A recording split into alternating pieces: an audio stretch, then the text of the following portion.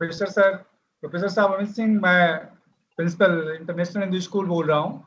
और आपसे जो अभी बात कर रहे हैं वो स्कूल प्रेसिडेंट हमारे डॉक्टर सुमन कुमार मिश्र सर हैं। सर को नमस्ते। नमस्कार। Archana ma'am, over to you. Shailesh sir will do. जी सर, स्टार्ट कीजिए। शैलेश जी। जी प्रणाम सर। आज के व्याख्यान में उपस्थित स्कूल के अध्यक्ष महोदय डॉक्टर सुमन कुमार मिश्र सर और मुख्य अतिथि महोदय, प्रधानाचार्य महोदय, सम्मानित शिक्षकगण एवं विद्यार्थियों, आप सभी साहित्य प्रेमियों को मैं doctor Shailesh Singh Yadav, international Hindu school सहायक शिक्षक अध्यापक का आप सभी लोगों को मेरा सादर प्रणाम। जैसा कि आज इंटरनेशनल हिंदू स्कूल के द्वारा आत्मनिर्भर भारत व्याख्यानमाला 2026 के तत्वावधान में साहित्य अकादमी पुरस्कार 2025 विषय के व्याख्यान में एक सशक्त, संवेदनशील और निर्भीक रचनाकार के साहित्यिक अवदान का सम्मान करने के लिए हम सब एकत्रित हुए हैं, जिनकी लेखनी ने समाज, स्त्री, अस्मिता और बदलते समय की सच्चाइयों को अत्यंत प्रभावशाली ढंग से अभिव्यक्त किया है। हमें अत्यंत हर्ष और गर्व है कि वरिष्ठ हिंदी साहित्यकार ममता कालिया जी को उनके चर्चित संस्मरण जीते जी इलाहाबाद के लिए साहित्य अकादमी पुरस्कार 2025 से सम्मानित किया गया है। यह सम्मान न केवल उनकी रचनात्मक प्रतिभा का गौरव है, बल्कि समकालीन हिंदी साहित्य की समृद्ध परंपरा का उत्सव है। इस अवसर पर उपस्थित आज के अतिथि वक्ता ख्याति लब्ध साहित्यकार प्रोफेसर अमित कुमार सिंह, हिंदी विभाग, अटल बिहारी वाजपेयी विश्वविद्यालय, बिलासपुर, छत्तीसगढ़ से आप हैं। मैं आपका स्वागत, वंदन, अभिनंदन करता हूं।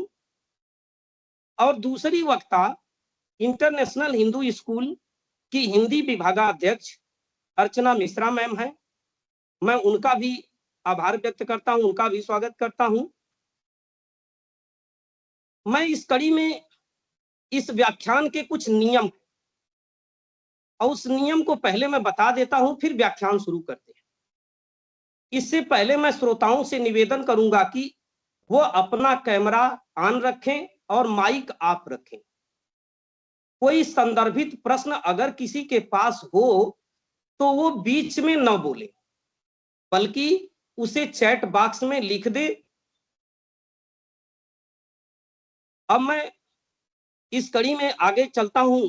अब मैं अपने इस कार्यक्रम को आरंभ करने हेतु अपने विद्यालय के अध्यक्ष डॉक्टर सुमन कुमार मिश्र जी से आग्रह करता हूं कि वे अपने प्रेरणादायी उद्बोधन एवं शुभ वचनों के साथ इस गरिमामयी व्याख्यान का शुभारंभ करें। सर।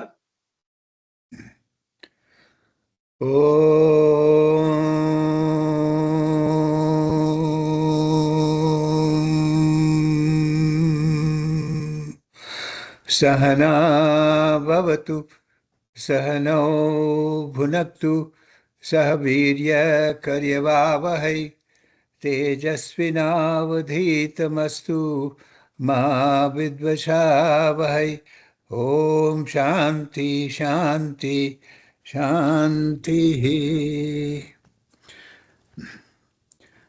आजकल महाभारत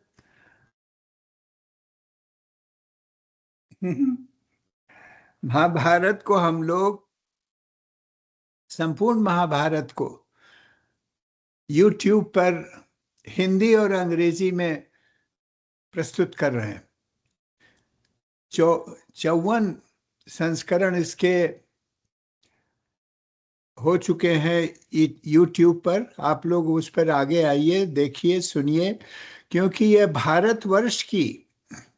भारतवर्ष का इतिहास है। ये समाज का इतिहास है, मानवता का इतिहास है।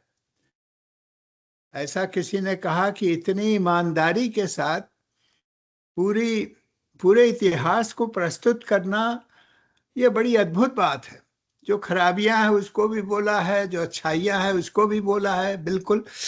तो उसी में से मैं 2 श्लोक पढ़ूंगा आज के इस उत्सव के बारे में।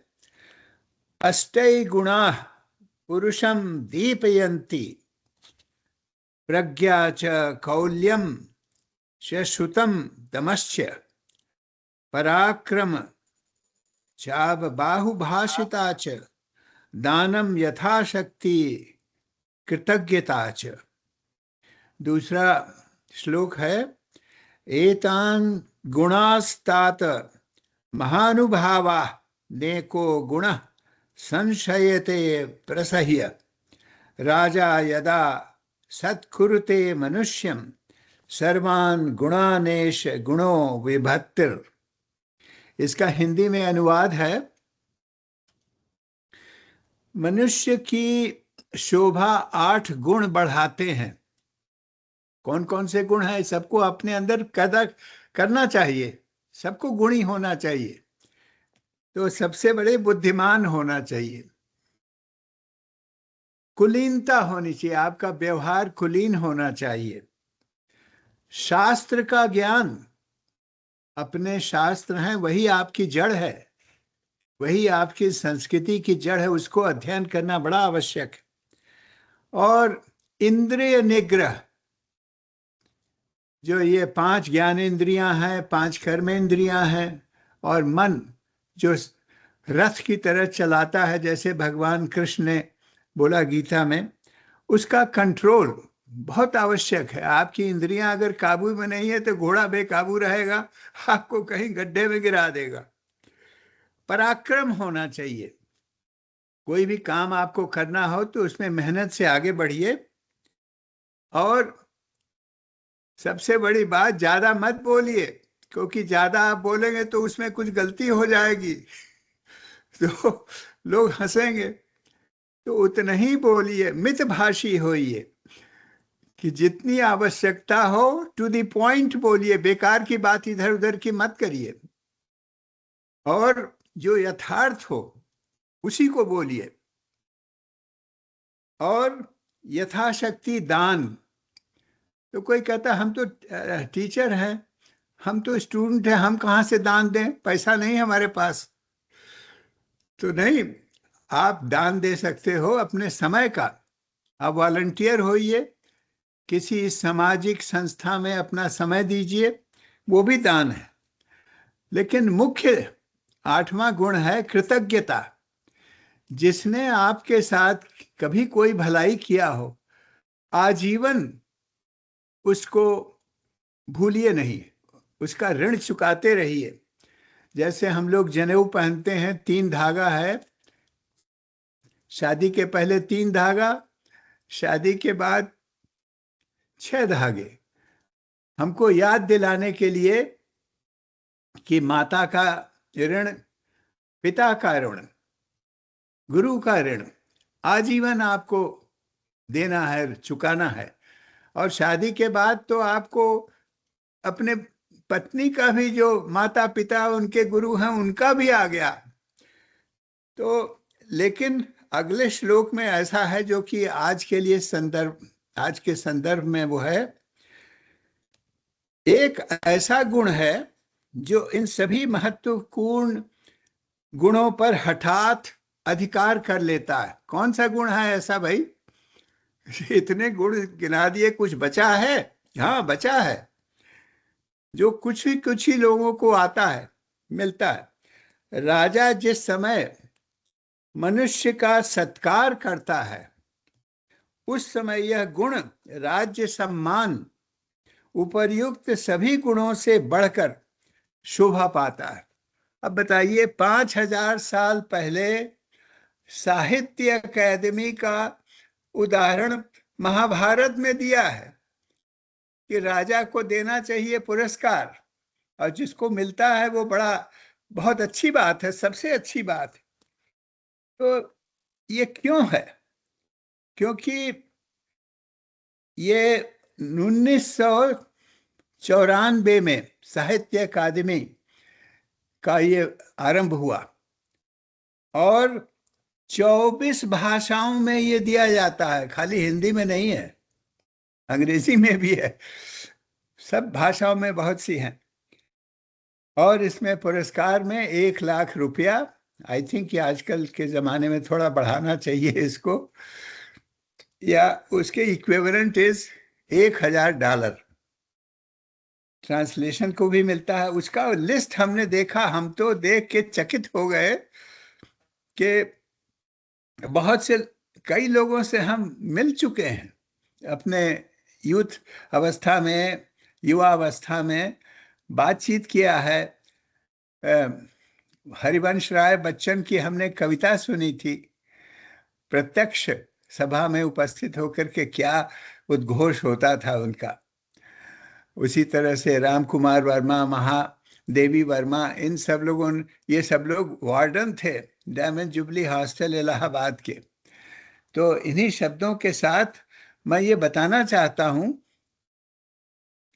कि इंटरनेशनल हिंदू स्कूल ने कई साल पहले ये श्रृंखला आरंभ किया, जिसमें नोबेल प्राइज विनर्स, जो 5 नोबेल प्राइज मिलती हैं हर साल, उन्होंने क्या अनुसंधान किया उसको बच्चों को समझाना, क्योंकि बहुत ऊंची बात होती है, बच्चों को नहीं समझ में आती, तो उसको हम लोग उसका लेक्चर करवाते, हर साल होता है।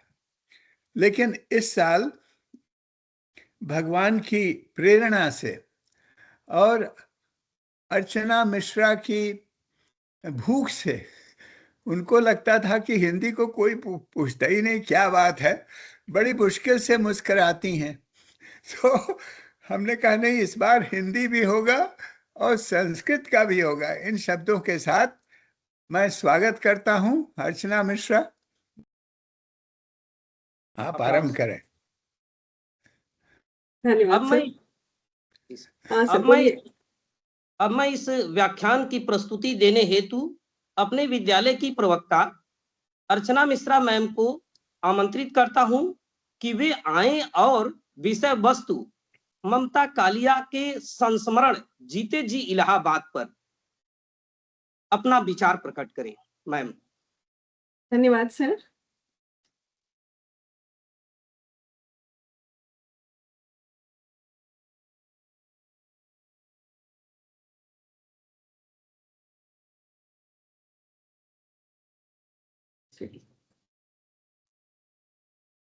हाँ सर, मेरी आवाज सुनाई दे रही है? हाँ, आवाज भी सुनाई दे रही है, पिक्चर भी दिखाई दे रही है। Okay, thank you sir. आप सभी को मेरा नमस्कार। मैं अर्चना मिश्रा। आज मैं हिंदी साहित्य की मूर्धन्य लेखिका ममता कालिया जी और उनके अपने संस्मरण जीते जी इलाहाबाद के लिए मिला साहित्य अकादमी पुरस्कार, जो हाल ही में 2025 में दिया गया, विषय पर अपनी प्रस्तुति देने जा रही हूँ। आशा करती हूँ कि मेरी यह प्रस्तुति आपको उपयोगी और ज्ञानवर्धक लगेगी। आज का यह व्याख्यान न केवल उनकी इस रचना पर केंद्रित है, अपितु उनकी संपूर्ण साहित्य यात्रा को समेटे हुए है, जिसने हिंदी गद्य को नई ऊंचाइयों तक पहुंचाया। अब हम एक नजर डाल लेते हैं ममता कालिया जी के संक्षिप्त परिचय पर। आपका जन्म 2 नवंबर 1940 में वृंदावन में हुआ। इन्होंने कहानी, उपन्यास, नाटक, निबंध, कविता तथा संस्मरण सभी विधाओं में अपनी लेखनी चलाई है। लगभग 6 दशकों से आप लेखन कार्य कर रही हैं और वर्तमान समय में ममता जी हिंदी नामक पत्रिका की संपादिका है।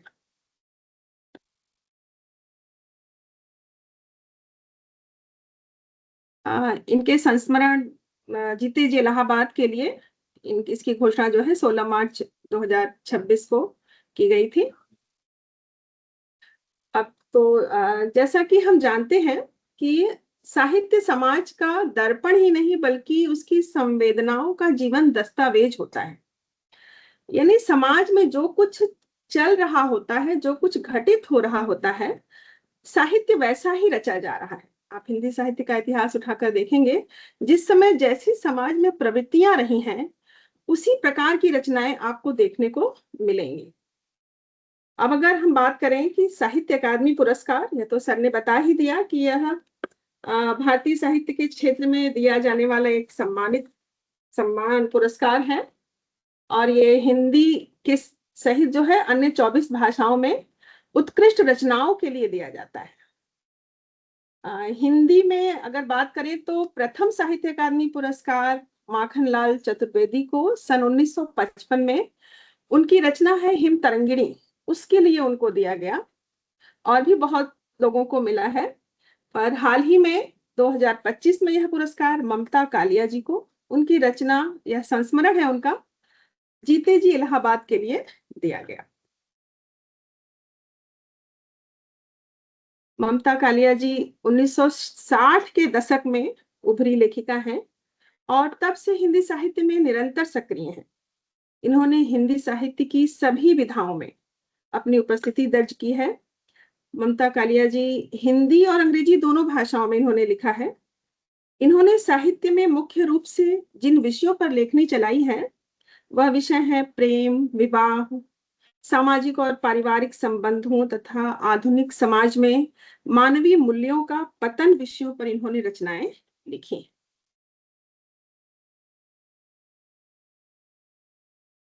अब इनके कुछ उपन्यास और कहानी संग्रह। इनका सबसे पहला उपन्यास है बेघर। बेघर उपन्यास की थोड़ी चर्चा कर लेती हूँ, क्योंकि इनके सभी उपन्यास की जो विषय वस्तु है, ऐसा लगता है वो हमारे आसपास के पात्र हैं। बेघर उपन्यास में इन्होंने जो हमारे वर्तमान समाज में जो युवा वर्ग है उसको उन्होंने यहाँ पर उनके बारे में लिखा है कि हमारे समाज में आजकल के युवक में दो पहलू उनके जीवन के देखने को मिलते हैं। पहला तो वह जब वह पढ़ाई लिखाई कर रहे होते हैं, रोजगार पाने की कोशिश कर रहे होते हैं, और तब वह किस प्रकार से लिव इन रिलेशनशिप में रहते हैं अपनी प्रेमिका के साथ। और दूसरी तरफ जब वह रोजगार पा जाते हैं, जब शादी की बात आती है तो एक युवा की परिकल्पना होती है कि उसे पत्नी चाहिए जो कुछ नए जमाने वाली हो, नए जमाने के सारे तौर तरीके जानती हो, जॉब भी करती हो, घर गृहस्थी भी संभाले। तो इस प्रकार से जब वह इन सारी चीजों को अपनी पत्नी के भीतर नहीं पाता है, क्योंकि बहुत सुंदर लाइन इन्होंने लिखी है इसमें कि प्रेम व विवाह दो अलग अलग संसार हैं, एक में भावना की और दूसरे में व्यवहार की जरूरत होती है। तो इन पंक्तियों के माध्यम से ममता कालिया जी ने जीवन के सत्य को उकेरा है और वर्तमान समय के युवक की जो मानसिक कल्पना है उसको इन्होंने इसमें बताने की कोशिश की है। तो बेघर उपन्यास में इन्होंने ये बताने की कोशिश की है कि ऐसा युवक या ऐसे पुरुष घर गृहस्थी बच्चे होते हुए भी अपने आप को बेघर महसूस करते हैं। इसके बाद कुछ अन्य उपन्यास हैं। नरक दर नरक, एक पत्नी के नोट्स, दुखम सुखम। दुखम सुखम पर ममता जी को व्यास सम्मान से पुरस्कृत किया गया है। इनकी कुछ कहानियां हैं, छुटकारा, एक सिकंदर, प्रतिदिन, बोलने वाली औरत, और भी कुछ इनकी रचनाएं हैं। अब हम आते हैं जीते जी इलाहाबाद। यह पुस्तक मेरे पास उपलब्ध है, जिस पर इनको साहित्य अकादमी पुरस्कार मिला है। इन्होंने लिखा है यह केवल एक शहर की यादों का संग्रह नहीं है। इसके पिछले पन्ने पर इन्होंने लिखा है कि जीते जी इलाहाबाद सिर्फ संस्मरणात्मक कृति नहीं है, यह एक यात्रा है जिसमें हमें अनेक उन लोगों के शब्द चित्र मिलते हैं जिनके बिना आधुनिक हिंदी साहित्य का इतिहास नहीं लिखा जा सकता, और जो उस समय के इलाहाबाद के मन के प्राण होते थे। पुस्तक की शुरुआत इन्होंने कुछ इस प्रकार से की है। इन्होंने इलाहाबाद की यादों को इसमें जो है सजोया है। लेखिका लिखती हैं, निरुपायता के चलते सन 2003 के नवंबर में हमने इलाहाबाद छोड़ दिया। क्या महज रेलगाड़ी में बैठना ही शहर छोड़ देना होता है? हमारे पैर अब इस नहीं उस शहर में चलने लगे। घर का चूल्हा यहाँ नहीं कहीं और बलने लगा। तनख्वाह किसी और शहर में मिलने लगी। बस क्या इसी से इलाहाबाद हमारा नहीं रहा? नहीं, तब तो यह और हमारा हो गया। शहर पुड़िया में बांधकर हम नहीं ला सकते थे, किंतु स्मृति बनकर वह हमारे स्नायु तंत्र में, फूंक बनकर वह हमारे हृदय में, दृश्य बनकर हमारी आंखों में चलता फिरता नजर आता है। इस प्रकार से इन्होंने इस संस्मरण की शुरुआत की है और इन्होंने इसमें और भी बहुत सी बातों को लिखा है। इसमें कुछ पंक्तियों को मैं और पढ़ती हूँ। उन्होंने लिखा है, इलाहाबाद में 3 का पहाड़ा हर जगह प्रचलित था। नदियां थी 3, गंगा जमुना सरस्वती। छायावाद के दिग्गज 3, निराला पंत और महादेवी वर्मा। प्रगतिवाद के प्रतिनिधि 3, भैरव प्रसाद गुप्त, मार्कंडे और शेखर जोशी। प्रमुख भाषाएं 3, हिंदी, उर्दू और अंग्रेजी। उर्दू साहित्य के दिग्गज 3, फिराक फारूकी और ऐजान हुसैन। इस प्रकार से बहुत ही रोचक ढंग से इन्होंने पूरे संस्मरण को लिखा है। नहीं पढ़ सकती, इसका कुछ सारांश जो है आपको मैं यहाँ बता देती हूँ। लेखिका के लिए यह नगर स्मृतियों का मात्र आश्रय है, आश्रय नहीं है, अपितु यहाँ उनके कुछ बहुत आत्मीय संबंधों का केंद्र है। रचनात्मक ऊर्जा का स्रोत है इलाहाबाद उनके लिए। यहाँ के साहित्यिक परिवेश, शैक्षिक संस्थान, ऐतिहासिक धरोहर, मानवीय संवेदनाएं उनके व्यक्तित्व के निर्माण में निर्णायक भूमिका निभाती हैं। इस पूरी रचना का मूल स्वर की यदि बात करें तो इसमें ममता जी ने अतीत के प्रति अनुराग और वर्तमान के प्रति सजग दृष्टि का समन्वय किया है। इसमें उन्होंने अपने जीवन की स्मृतियों को लिखा है, निजी अनुभवों को लिखा है, काफी हाउस की बहसों की चर्चा की है, विश्वविद्यालय माहौल, बदलती फिजा कि किस प्रकार से समय के प्रवाह में नगर का बाहरी स्वरूप तो परिवर्तित हो सकता है किसी भी शहर का, किंतु सांस्कृतिक आत्मा और मानवीय स्मृतियां कभी वहां से नष्ट नहीं होती। इसी कारण यह शहर उनके लिए एक निवास स्थल ही नहीं, एक जीवंत सांस्कृतिक अनुभव है जो जीवन पर्यंत उनकी चेतना में स्पंदित रहता है या रहेगा। लेखिका लिखती है कि किसी भी शहर की पहचान मात्र उसकी भौतिक संपन्नता में नहीं होती, बल्कि उसकी सांस्कृतिक विरासत, मानवीय मूल्य व बौद्धिक संपन्नता होती है। यानी वहां कितने बुद्धिजीवी लोग हुए, किस प्रकार से वहां का इलाहाबाद का एक छात्र भी जिसको शाम को रोजी रोटी के लिए जुगाड़ करने के लिए भी परेशानी होती है, वह भी किस प्रकार से साहित्यकारों के सामने, दिग्गजों के सामने एक बौद्धिक प्रश्न फेंक देता है। इन सब बातों का बहुत ही सुंदर ढंग से लेखिका ने जिक्र किया है। तो इस प्रकार से यह रचना हमें जरूर पढ़नी चाहिए और यह रचना पाठक को अपनी जड़ों के प्रति उत्तरदायी बनाने की प्रेरणा देती है।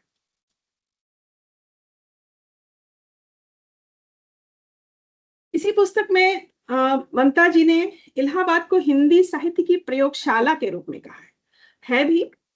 इस शहर की कर्मभूमि, जैसा कि अभी सर भी बता रहे थे कि महादेवी वर्मा, हरिवंश राय बच्चन का जिक्र सर ने किया भी, सूर्यकांत त्रिपाठी, निराला, इसमें कुछ छायावादी के कवि हैं, कुछ छायावादी के बाद के कवि हरिवंश राय बच्चन, हालावाद के कवि हैं धर्मवीर भारती, शमशेर बहादुर सिंह।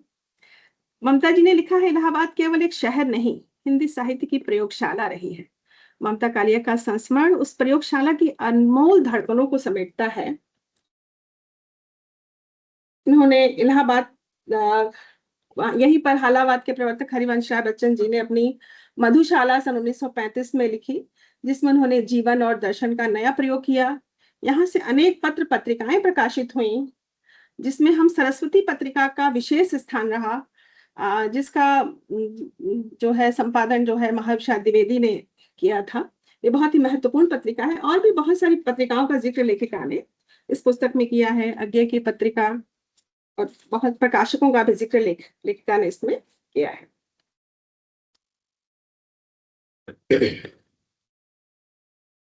अब अगर हम बात करें ममता जी की लेखन शैली, किन किन विषयों पर वो लेखनी चलाती हैं, कैसी भाषा में लिखती हैं, तो उनकी सभी रचनाओं में हम देखेंगे मध्यवर्गीय यथार्थ, मध्यम वर्गीय जीवन की आकांक्षाएं, आर्थिक घुटन, पारिवारिक अंतर विरोध और रोजमर्रा के तनाव बड़ी बारीकी से मिलते हैं। उनके पात्र रोजमर्रा की भाषा में बात करते हैं।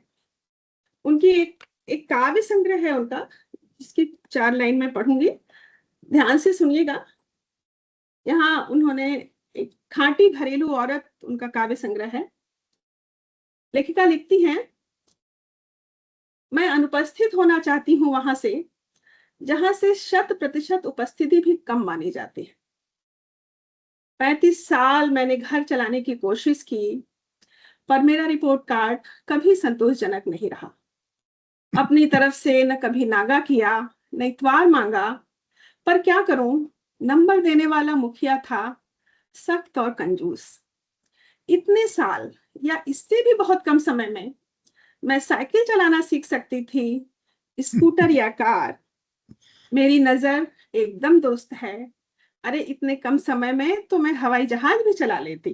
पर मुझ पर तो नशा चढ़ा था अच्छी गृहिणी कहलाने का। बहुत लंबी कविता है, मैं 4 पंक्तियां मैंने पढ़ी हैं। तो इस प्रकार से आप देख सकते हैं कि किसी गृहिणी के मन में, किस प्रकार से एक भारतीय गृहिणी के मन में परिवार और अपने सपनों के बीच होने वाले संघर्ष को वे बड़े ही प्रभावी ढंग से अपनी कविता में प्रस्तुत करती हैं। उनकी रचनाओं में स्त्री विमर्श की लेखिका रही हैं। स्त्री के आत्मसम्मान, स्वतंत्रता और संघर्ष को प्रमुखता दी गई है। उनकी कहानी की नायिकाएं अन्याय का विरोध करती हैं और अपने निर्णय स्वयं लेने का साहस दिखाती हैं। उनकी कविता जैसे हमारे जीवन के साथ साथ चलती है। 4 पंक्तियां और सुनिएगा। जैसे जैसे लड़की बड़ी होती है, जैसे जैसे लड़की बड़ी होती है, उसके सामने एक दीवार खड़ी होती है। क्रांतिकारी कहते हैं दीवार तोड़ देनी चाहिए, पर लड़की है समझदार और संवेदनशील। वह दीवार पर लगाती है खूंटियां, वह दीवार पर लगाती है खूंटियां पढ़ाई लिखाई और रोजगार की, और एक दिन धीरे से उस पर पांव रखती है और दीवार की दूसरी तरफ पहुंच जाती है। तो इस प्रकार से कैसे उन्होंने स्त्री सशक्तिकरण की बात की है अपनी कविता में।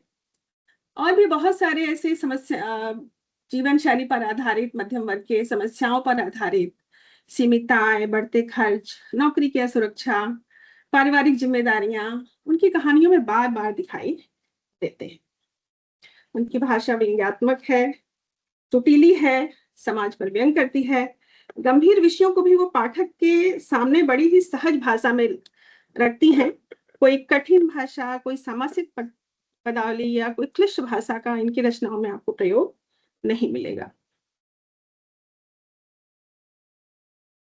अब कुछ पुरस्कार, जैसा कि आप बता ही चुके हैं हम कि जीते जी इलाहाबाद के लिए इन्हें साहित्य अकादमी पुरस्कार मिला है। दुखम सुखम के लिए इन्हें के बिरला फाउंडेशन का प्रतिष्ठित सम्मान व्यास सम्मान, और यशपाल स्मृति और महादेवी स्मृति सम्मान इनको हिंदी कथा साहित्य के अवदान हेतु दिया गया है। इसकी साहित्य अकादमी पुरस्कार की घोषणा, इसकी चर्चा हो चुकी है। तो इस प्रकार से यह जो आपको पंक्तियां दिख रही हैं कि इतिहास केवल राजाओं या युद्धों का नहीं होता, वह उन शहरों, गलियों और लेखकों का भी होता है जिन्होंने हमारी सांस्कृतिक चेतना को गढ़ा है। यह पंक्तियां लेखिका ने जीते जी इलाहाबाद संस्मरण में लिखा है। तो इस प्रकार से यह संक्षिप्त में मैंने उनके साहित्यिक अवदान को आपके समक्ष प्रस्तुत किया। आप सभी को मुझे धैर्यपूर्वक सुनने के लिए बहुत बहुत धन्यवाद। धन्यवाद मैम। अब मैं सर कुछ कहना चाह रहे हैं। मैंने नहीं दिख रही थी। मैंने बोला शुभम से कि जब ये इनका नाम आया लेखिका का, तो हमने कहा इनको बुलाइए। तो लोगों ने कहा अरे वो तो 90 साल की हो गई हैं। तो हमने कहा मैं भी तो 88 का हो गया हूं, मैं तो आ गया। तो हमने शुभम से बोला है, जो इसको टेक्निकल कर रहे हैं, कि कुछ हमने फोटो उनके निकाले इंटरनेट से, तो कम से कम आप मुखातिब तो होइए, देखिए उनकी सीरत कैसी है, सूरत कैसी है। तो मैं इतना ही खाली कहना चाहता हूँ, ये तो आप दिखा रहे, हाँ ये है, देखिए तो। सर ये है उनकी सूरत। ओके, और धन्यवाद। फ्रंट पेज पर रविंद्र कालिया उनके पति के साथ उनकी फोटो है। अच्छा, ठीक है। Okay sir. धन्यवाद सर। अब मैं आज के व्याख्यान के मुख्य अतिथि वक्ता प्रोफेसर अमित कुमार सिंह जी को आमंत्रित करता हूं, जिनका व्यक्तित्व ज्ञान, अनुभव और चिंतन की गहराई से आलोकित है। आपका अध्ययन एवं शोध कार्य काशी हिंदू विश्वविद्यालय बनारस से हुआ। आपका शोध का विषय नवजागरण युगीन पत्रिका और सरस्वती पत्रिका है। आपका शोध कार्य प्रोफेसर बलराज पांडे सर के अंडर में हुआ। आपकी 2 पुस्तकें प्रकाशित है, जिनका नाम नवजागरण युगीन पत्रकारिता एवं नवजागरण युगीन वैचारिकी और धर्म। आप वर्तमान समय में अटल बिहारी वाजपेयी विश्वविद्यालय में कार्यरत हैं और आप हिंदी साहित्य को ऊंचाइयों तक देने का कार्य कर रहे हैं। सर मैं चाहूंगा कि आपके ज्ञान से हम लोग अनुग्रहित हों। सादर आमंत्रित है। बहुत धन्यवाद शैलेश जी। सबसे पहले इंटरनेशनल हिंदू स्कूल के सम्माननीय अध्यक्ष आदरणीय डॉक्टर सुमन कुमार मिश्र सर को मैं प्रणाम करता हूं, और इस आभासी मंच पर जुड़े हुए हमारे जो भी वरिष्ठ साथी, हमारे प्रधानाचार्य महोदय, मैडम अर्चना मिश्रा एवं और साथी जो हैं, मैं सबको अपनी तरफ से अभिनंदन करता हूं, स्वागत करता हूं इस मंच पर, और इस बात के लिए आभार प्रकट करता हूं कि आपने मुझे इस लायक समझा कि एक विद्यार्थी को भी जगह दी जाए बोलने के लिए किसी एक ऐसे साहित्यिक विषय पर जिसको लेकर ऐसा औत्सुक्य और जैसी कौतूहल सुमन कुमार मिश्र सर ने दिखाई है। इससे यह समझ में आता है कि साहित्य के प्रति जो अनुराग है उसकी नई पीढ़ी को कितनी जरूरत है। मैंने जैसे ही आभासी मंच पर मैं जुड़ा, जैसे ही मिश्रा सर को देखा मैंने, मुझे अपने पुराने शिक्षक याद हुआ है जिनसे बीए और एमए में पढ़ा हम लोगों ने, और अचानक जैसे उन सबकी स्मृति अपने मन में उतर गई। और क्या सुखद संयोग है कि एक संस्मरण वाली पुस्तक पर जो साहित्य अकादमी से पुरस्कृत है ममता कालिया जी की, इस पर बात करने के लिए हम लोग यहाँ जुड़े हुए हैं। 2 बातों से अपनी बात में शुरू कर रहा हूँ। मेरी आवाज जा रही है स्पष्ट? Yes yes. एक तो इसी पुस्तक में ममता कालिया जी ने रुचि भल्ला का जिक्र किया है, जिन्होंने कविता लिखी इलाहाबाद पर। उसकी कुछ पंक्तियां उन्होंने इसमें दर्ज की हैं। जब तक जीती हूं इलाहाबाद हुई जीती हूं, जब तक जीती हूं इलाहाबाद हुई जीती हूं, जब नहीं रहूंगी इलाहाबाद हो जाऊंगी मैं। वाह। ये किसी एक शहर विशेष के प्रति जो अनुराग है और जो प्रेम है, इसको बहुत ठीक ढंग से वो लोग समझते हैं जो शहर को छोड़ते हैं। उस किताब के ऊपर ही यह लिखा है उन्होंने कि शहर को पुड़िया में बांध के साथ नहीं ला सके तो क्या। मेरी शिक्षा दीक्षा खुद बनारस हिंदू यूनिवर्सिटी से हुई है और ग्रेजुएशन से पीएचडी तक 10 साल में रहा वहां। एक तरह से इंटरमीडिएट के बाद वहां पहुंचा और बड़ा हो गया, किशोरावस्था वहां निकली। आज भी हम लोगों के भीतर से बनारस नहीं निकलता। मैं जिस जगह में हूँ बिलासपुर में, यहाँ सौभाग्य से बनारस के बहुत सारे लोग हैं, तो एक जो समूह यहाँ बन गया है उसकी वजह से वह बनारसीपन हमारे भीतर जीवित रहता है। इलाहाबाद को लेकर ठीक ऐसी ही भावनाएं इलाहाबाद के लोगों में रही। साहित्य के 2 बहुत प्रमुख केंद्र और बहुत मुखर केंद्र के रूप में बनारस और इलाहाबाद को जाना जाता रहा है। पिछली पूरी की पूरी सदी इन दो शहरों के नाम रही है। ऐसे में जब जब इलाहाबाद के बारे में कोई बात होती है तब तब हमें अपना बनारस याद आने लगता है। एक रचनाकार के लिखने का यह प्रभाव है और इसी बात में उसकी असल रचनाधर्मिता और लोकप्रियता छिपी होती है कि वह आपके अपने मन को कितना जागृत करता है, कितना प्रभावित करता है। समय के साथ प्रासंगिकताएं और संदर्भ बदलते तो जाते हैं, इसमें कोई दो राय नहीं है। जो चीजें हम 1925 में देख रहे थे या जिनकी रचना 1925, 30, 40 के दशक में हुई, उन पर जब हम बात करने चलते हैं तो बहुत सारी चीजें बदल गई हैं, समय बदल गया है, तो हमारे देखने का नजरिया भी थोड़ा बहुत बदला है।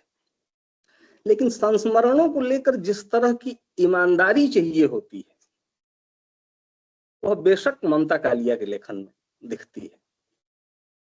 इलाहाबाद को दर्ज करते हुए, मुख्य रूप से वहां के साहित्य जगत को दर्ज करते हुए काफी कुछ चीजें अर्चना मिश्रा मैडम ने बताई ममता कालिया जी के बारे में।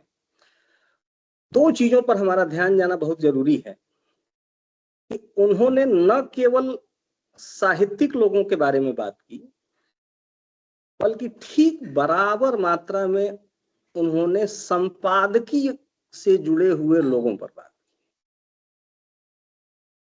उस समय ज्यादातर जो साहित्यकार थे वह चूंकि संपादकीय कर्म से जुड़े हुए थे और नवजागरण के दौर से ही हम देखेंगे इस चीज को कि हिंदी पट्टी में जो कुछ नवजागरण के रूप में आया, जिसको हम हिंदी क्षेत्र कहते हैं या हिंदी भाषी क्षेत्र कहते हैं, वहां समाज सुधार के भी जितने काम होते हैं उनमें साहित्यकारों की भूमिका बहुत ज्यादा थी। सोशल एक्टिविस्ट जो लोग थे उनके बनिस्पत साहित्यकारों ने अपनी भूमिका अग्रणी रूप में निभाई थी। और इलाहाबाद के जो इस तरह के साहित्यकार या बुद्धिजीवी लोग थे, इनमें बहुत कम लोग ऐसे थे जो प्रोफेसर हों या किसी ऐसे पेशे से जुड़े हों जिसमें आय का कोई निश्चित साधन हो।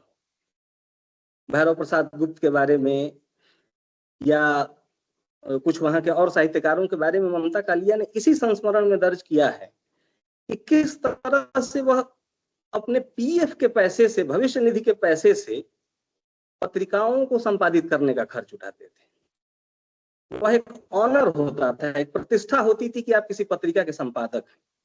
रविंद्र कालिया जी के साथ खुद ममता कालिया ने पत्रिकाओं का संपादन किया और प्रेस को लेकर उन लोगों के भीतर जैसी जिज्ञासा थी, रविंद्र कालिया जी तो इसके लिए प्रसिद्ध रहे हैं।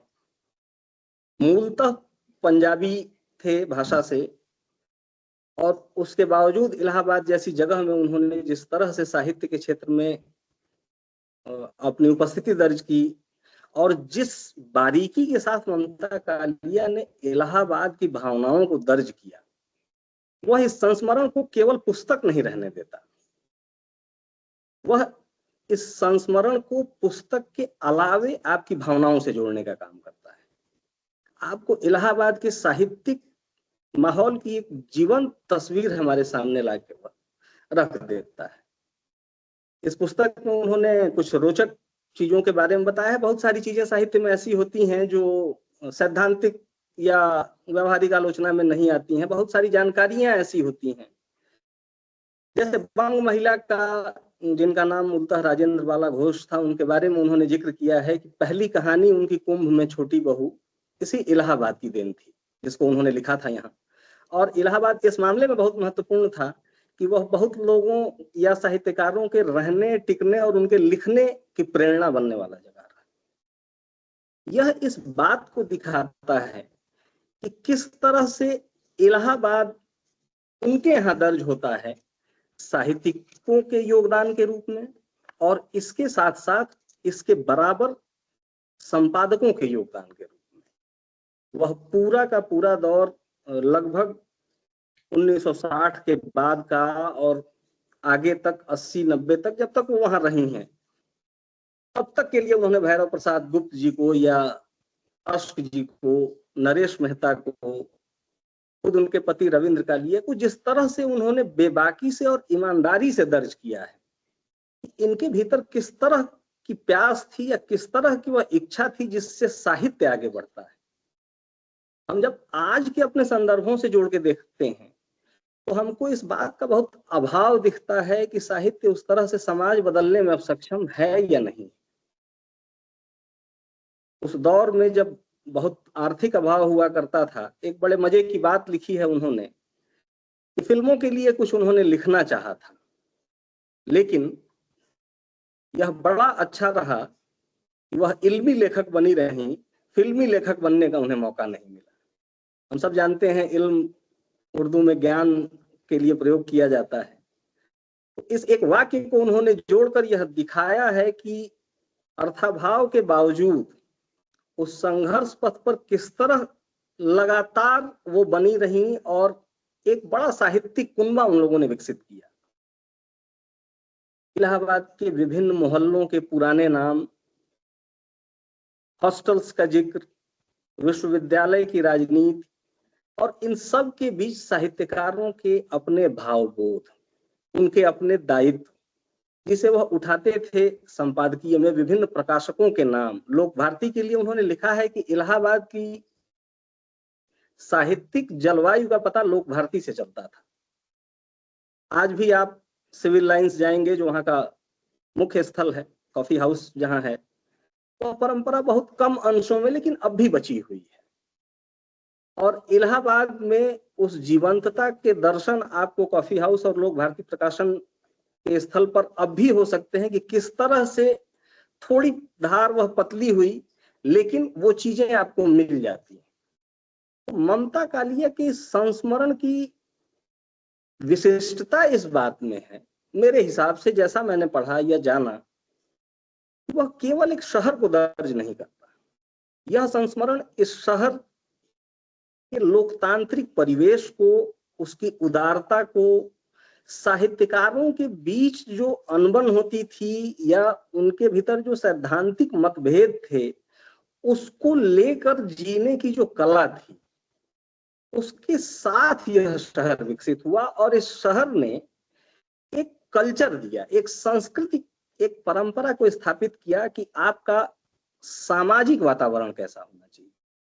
ममता कालिया के संस्मरण से हम इलाहाबाद की केवल इलाहाबाद के साहित्यिक वातावरण को ही नहीं जानते हैं, हम वहां के सामाजिक सौहार्द को, वहां के लोगों के भीतर किस तरह के गुण उससे पैदा होते हैं, वह समाज कैसा बनता है, इसकी एक पूरी यात्रा इस संस्मरण की पुस्तक में दिखाई पड़ती है। उन्होंने कुछ एक दुखद घटनाओं का भी जिक्र इस संस्मरण में किया है कि कैसे जिस मोहल्ले में वो रहा करती थी, मुख्यतः वह मुस्लिम मोहल्ला था या मुस्लिम कम्युनिटी के लोग उसमें रहते थे, और बावजूद इसके एक लंबे समय तक, जब तक चूंकि वह खुद एक किराए के मकान में रहती थी, किस संघर्ष के बीच वह अपना प्रेस चला रहे थे और किस ढंग से वह साहित्यिक दायित्वों का निर्वहन कर रहे थे। इन चीजों के बीच वह मोहल्ला या उसके आसपास जो व्यावसायिक बुनावट फैली हुई थी, इससे हमको उस समाज का पता चलता है कि इलाहाबाद किस तरह का शहर रहा और किस तरह से वह आगे बढ़ा है। जब भी हम किसी साहित्यिक कृति पर बात करते हैं तो हम आज के संदर्भ में भी उसकी तुलना करते हैं, या किसी अन्य शहर से जो इस रूप में विकसित हुआ उससे भी हम उसकी तुलना करते हैं।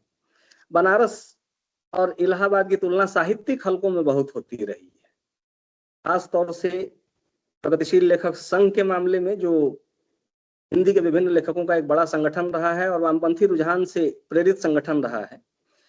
इलाहाबाद में इस संगठन के ठीक पैरेलल एक संगठन परिमलवादियों का खड़ा हुआ, और जो रूपात्मक ज्यादा था, कलाओं पर ज्यादा जोर था उनका, और इनके बीच जो बहसें रही हैं, जिस तरह का माहौल वहां बनता रहा है, और इस कंपटीशन में, इस प्रतियोगिता में अलग अलग लेखकों ने जो अलग अलग पत्रिकाएं निकाली हैं, उससे न केवल साहित्य, उससे इलाहाबाद का पूरा समाज हमारे सामने आता है।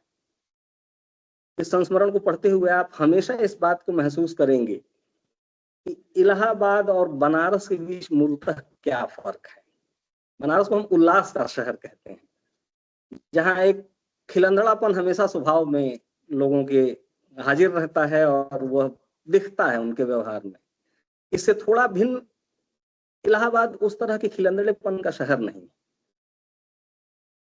वहां की क्रांति में एक अलग तरह की गर्माहट है जो तुरंत लोगों के भाव भंगिमा में आ जाती है। इस चीज को दर्ज करते हुए विभिन्न साहित्यकारों के बारे में उन्होंने बताया है इस संस्मरण में।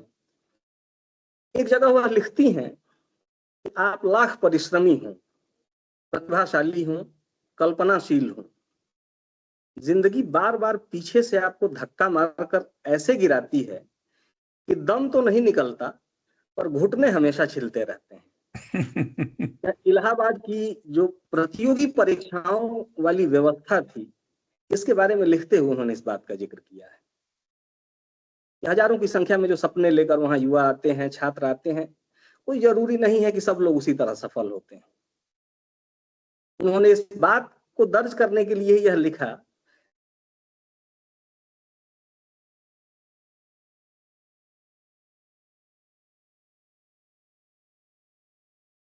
जिक्र मैडम ने भी किया, जहां कहानी की बात आती है और प्रेम और विवाह का उदाहरण उन्होंने दिया। और एक बहुत जेन्युइन लाइन उन्होंने लिखी जिसका जिक्र मैडम ने किया कि प्रेम और विवाह दो अलग अलग संसार हैं, एक में भावना तो दूसरे में व्यवहार की जरूरत होती है। यह जिस संदर्भ में उन्होंने जिक्र किया है, इसकी स्पष्ट छाप आप उनकी कहानियों में देख सकते हैं। बहुत कम नाम लिया जाता है, लेकिन उनकी एक कहानी जो बहुत छाप छोड़ती है और जिसे उस दौर के स्त्री विमर्श से जुड़ी हुई कहानियों में रखा जाना चाहिए, बोलने वाली औरत, उसी नाम से उनका संग्रह भी है। बोलने वाली औरत एक बहुत प्रभावी कहानी है। जब हम साहित्य अकादमी पुरस्कारों की बात करते हैं, मिश्र सर ने बिल्कुल शुरू में ही जिक्र किया, 24 भाषाओं में यह पुरस्कार दिया जाता है और सर ने खुशी भी जाहिर की कि उनमें से कई लोगों से वह मिल चुके हैं। मैं सर का भी ध्यान इस बात की ओर दिलाना चाहता हूं कि हमें हमेशा यह देखना चाहिए कि इस तरह के पुरस्कारों में स्त्री रचनाकारों की उपस्थिति कितनी है। बहुत महत्वपूर्ण लेखन के बावजूद अब भी आज तक, मैं वर्तमान तक की बात कह रहा हूं, कि स्त्री रचनाकारों के लेखन को वह अपेक्षित महत्व किसी भी अकादमी ने नहीं दिया है। इस मामले में 2025 में जब ममता कालिया जी को यह पुरस्कार मिला, तो यह केवल ममता कालिया का नहीं, स्त्री रचनाकारों का सम्मान था। और इसे हमें उस रूप में लेना चाहिए कि इससे एक उत्साह बढ़ता है लोगों के भीतर, वह साहस आता है उन स्त्री रचनाकारों के भीतर जो ठीक पुरुष समाज के पैरेलल लिख रही हैं और दोहरी जिम्मेदारी का निर्वाह कर रही हैं। हम इन चीजों से कभी भी अपने को पीछे नहीं हटा सकते कि एक स्त्री रचनाकार के लेखन में जो कुछ शामिल है, जो भी उसका संघर्ष है, जहां भी उसके आरोप प्रत्यारोप हैं, वह कहीं ना कहीं छींटों के रूप में पुरुष समाज पर ही पड़ते हैं। कई जगह ममता कालिया ने इसका जिक्र भी किया है अपने संस्मरण में। भाषा को लेकर यह बात हमेशा होती है कि ममता कालिया का लेखन जो है वह इतने सरल और सहज ढंग से उन्होंने लिखा है कि संस्मरण आपको बहता हुआ प्रतीत होगा। इसी संस्मरण में एक जगह उन्होंने लिखा भी है इलाहाबाद के लोगों की भाषा को लेकर कि इस शहर में संगम केवल नदियों के मिलन में नहीं, वरन भाषाओं के मझधार में भी है। यहाँ केवल गंगा, जमुना और सरस्वती ही नहीं मिलती है, यहाँ हिंदी, अंग्रेजी और उर्दू की अदब भी मिलती है। और इसी साझी विरासत ने इलाहाबाद को इलाहाबाद बनाया। नाम, इस शहर के नाम को लेकर भी उन्होंने एक बड़ा रोचक जिक्र किया है इसमें कि इलाहाबाद नाम तो पता नहीं कब आ गया, मूलतः यह जो राजा पुरुरवा थे, ऐल जिनको कहा जाता है, उनकी माता के नाम इला के नाम पर बसा हुआ था। यह इलावास कहा जाता था इसको। और प्रयाग शब्द का भी उन्होंने जिक्र किया। यह जो प्रयागराज है, इसमें जो प्रयाग शब्द है, प्रयाग का अर्थ ही होता है, याग का अर्थ होता है यज्ञ से, और प्र शब्द जुड़ता है विशाल यज्ञ के रूप में। तो इन दोनों नामों को लेकर, जो नामकरण को लेकर थोड़ा बहुत इधर उधर चलता रहता है, उसको लेकर ममता कालिया की एकदम स्पष्ट नजर दिखती है कि उन्होंने किस तरह से इसको व्याख्यायित किया और उनकी जानकारी कितनी गहरी है इस मामले में कि वह शहर उनके भीतर वहां से छूटने के बाद भी नहीं छूटता है। वह बार बार अपने उस घर का जिक्र करती हैं जहां उनका प्रेस चलता था, जहां रविंद्र कालिया, ममता कालिया के साथ न केवल इलाहाबाद बल्कि देश के विभिन्न हिस्सों के जो साहित्यकार जुड़ते थे और तमाम तरह की बातचीत वहां होती थी।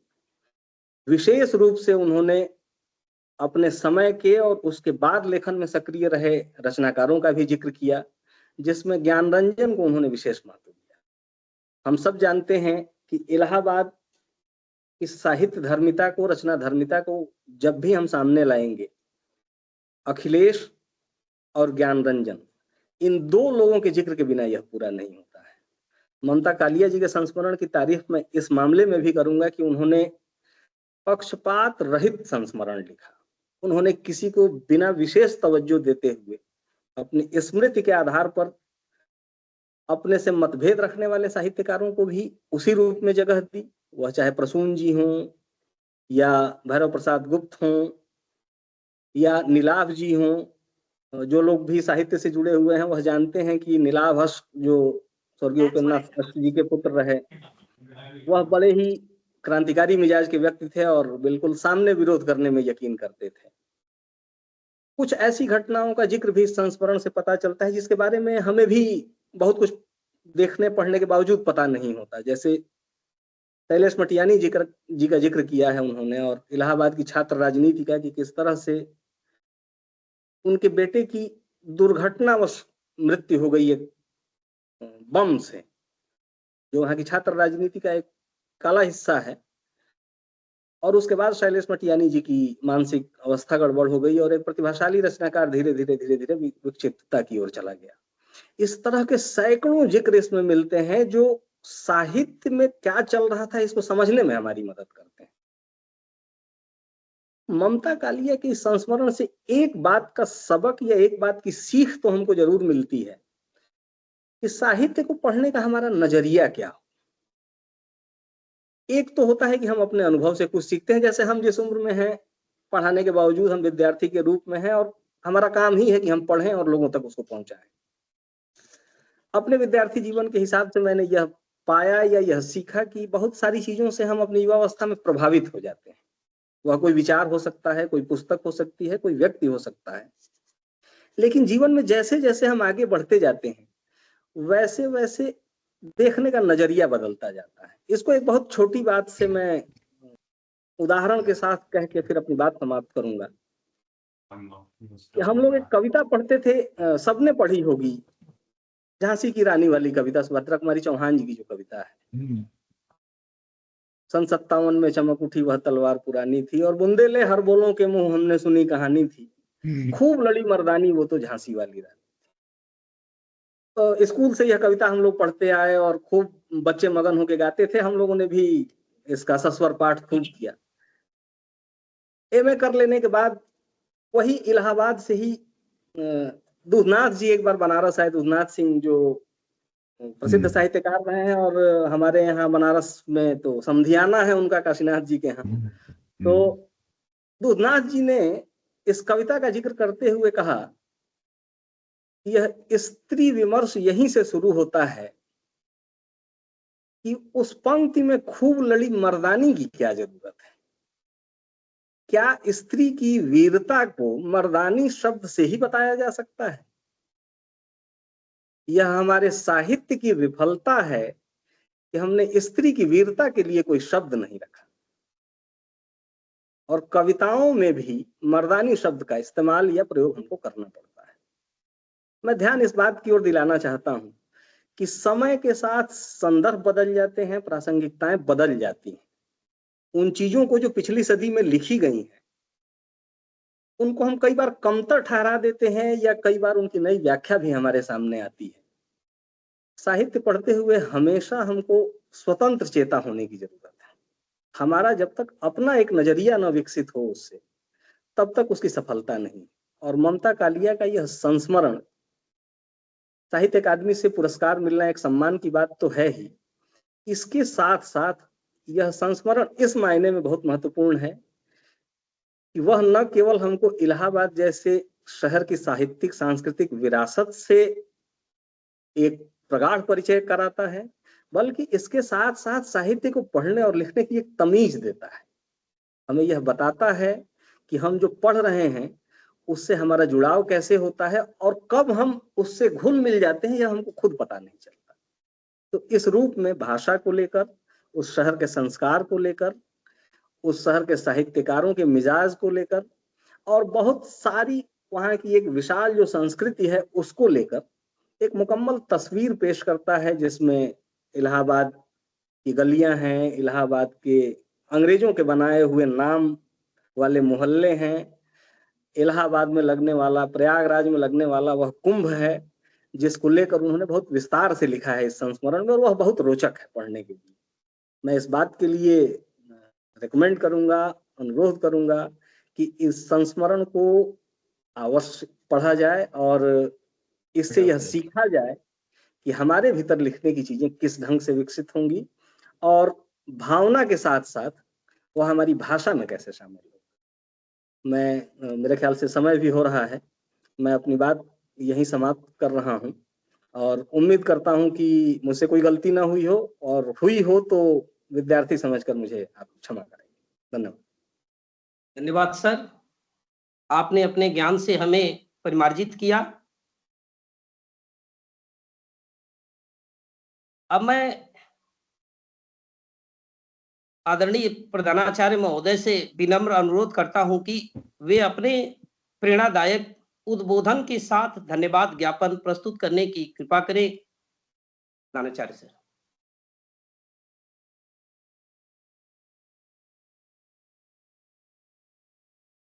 धन्यवाद डॉक्टर शैलेश यादव जी। जिस ढंग से आज के इस आभासी व्याख्यान की जो शुरुआत जिस तरह से हमारे अध्यक्षीय उद्बोधन में हमारे विद्यालय परिवार के अध्यक्ष डॉक्टर सुमन कुमार मिश्र जी ने हम लोगों को अपने ऋणों के विषय में, जो यहाँ पर सारे जुड़े हैं, कई बार हम लोग तो सुने हैं ऋणों के विषय में बात करते हुए, व्यक्ति कितने ऋण लेकर पैदा होता है, कितने ऋण को उसको जो है यहाँ पर चुकता करने के लिए वो आता है।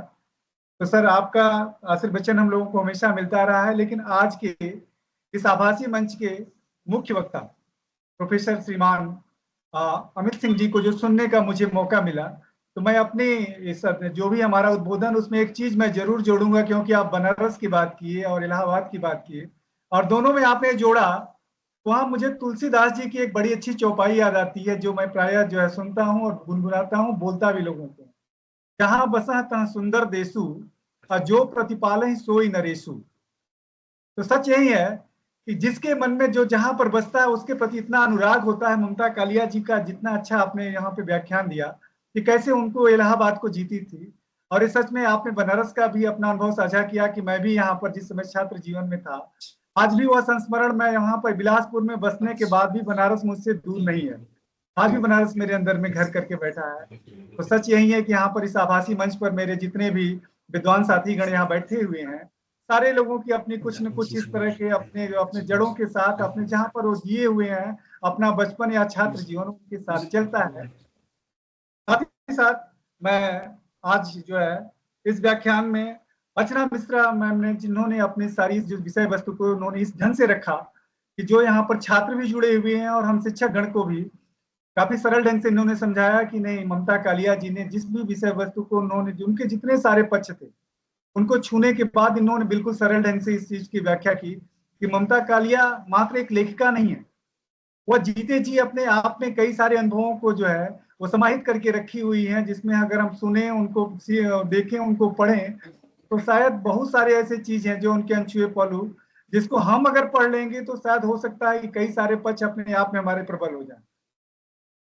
अंत में मैं जानता हूं कि यह धन्यवाद ज्ञापन प्रस्ताव हम लोग सारे लोगों के लिए उतना ही जरूरी होता है जितना इसका जो है अध्यक्षीय उद्बोधन।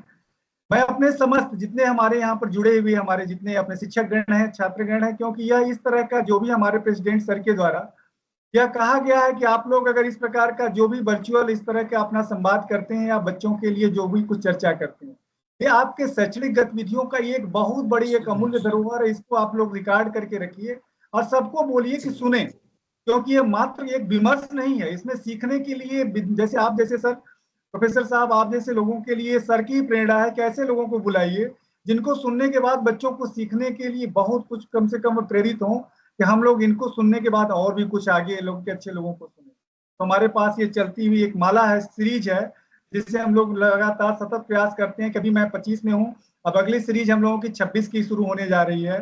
हम आपसे आशा करते हैं कि आप हम लोगों की यहाँ पर जितनी अगर कुछ त्रुटि हुई होगी तो आप क्षमा कर पुनः जब हम लोग आमंत्रित करेंगे तो आप आएंगे सर। सभी लोगों को मैं पुनः सारे अपने जो भी विद्यालय परिवार की तरफ से धन्यवाद ज्ञापित करता हूँ।